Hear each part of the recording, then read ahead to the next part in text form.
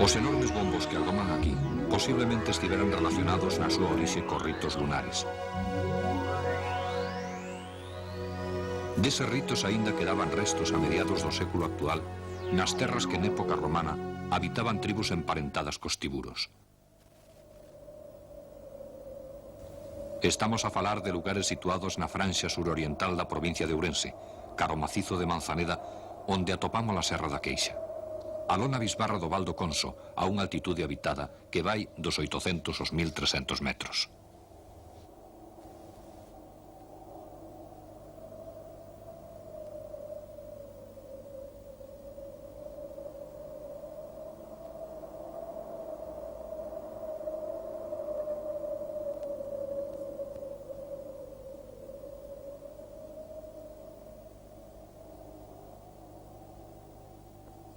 Manteñen os habitantes do Val do Conso unha economía mixta, apoiada no pastoreo do gando, vacuno e lanar. Cando chegan os tempos do Entroido, asoman por estas terras do Bolo, Viana, Tribes e Manzaneda unhas antergas tradicións que, a pesar de seren cecais únicas en Galicia no seu estilo, apenas se coñecen fora do lugar.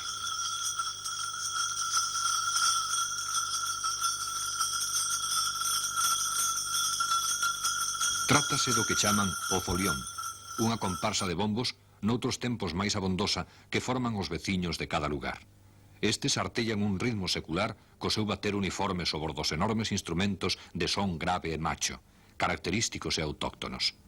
Até hai pouco tempo construíanos empregando como caixa de resonancia troncos de castiñeiro escabacado, como se facía nos primitivos tempos da percusión na humanidade, e que hoxe se veñen facendo o doblar, logo de mollalas, madeiras de bidueiro maiormente, mais segundo unhas tecnoloxías dabondo rudimentarias creadas polos propios milmañas encargados da súa construcción.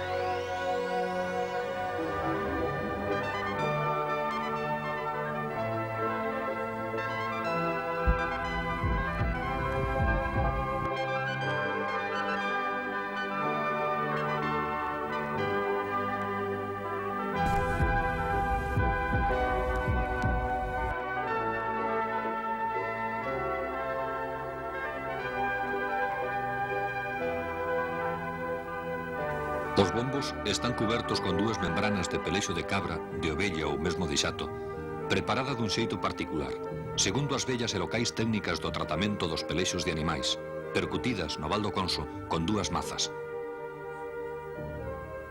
Ademais dos bombeiros, compoñen o folión outros veciños que sosteñen ferramentas agrícolas e domésticas que percuten con martelos, chaves e ferros, xunto cos que tocan cornas e cornetas. Esta parte do folión que hoxe comparten homes e nenos maiormente estaba tradicionalmente reservada ás mulleres e aos nenos, que nes conquerían un son agudo e femia que contrastaba co grave e fondo sonido macho dos bombos, reservado somente aos homes nun folión no que participaba todo o pobo sen discriminacións.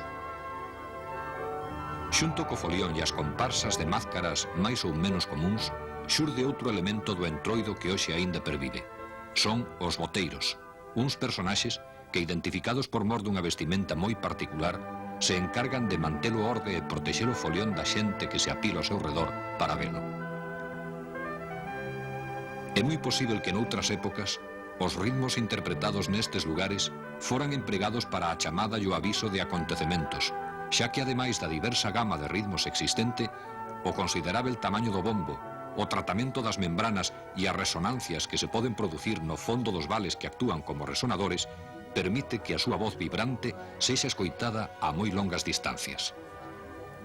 Tamén podería ser que o seu trepidante e impresionante son servira noutros tempos para o ritual máxico da atracción das treboadas, como sucedía nas terras do Tomiño cos bombos ou nas montañas luguesas co gran pandeiro rectangular que percutían dúas persoas coas mans, atopado hai varios anos nos Ancares. Pero pola Serra da Queixa non atopamos ningún dato que nos dera a entender esta relación ritual coa treboada.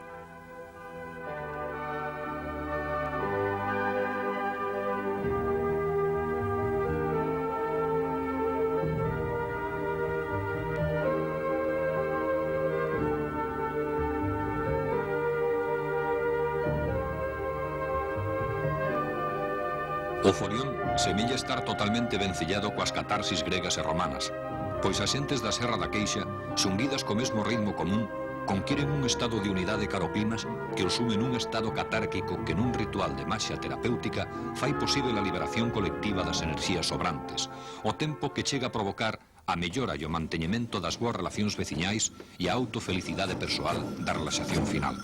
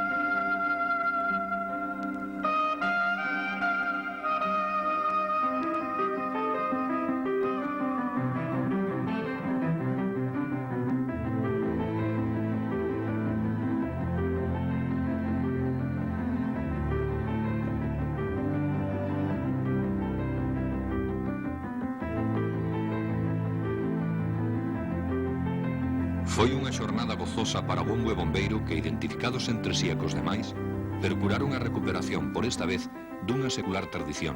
que a pesares de pervivir, perdeu parte do seu sentido nesta sociedade actual a que cada vez lle importa menos a función ritual das tradicións seculares xurdidas por mor dunha necesidade concreta dentro dela.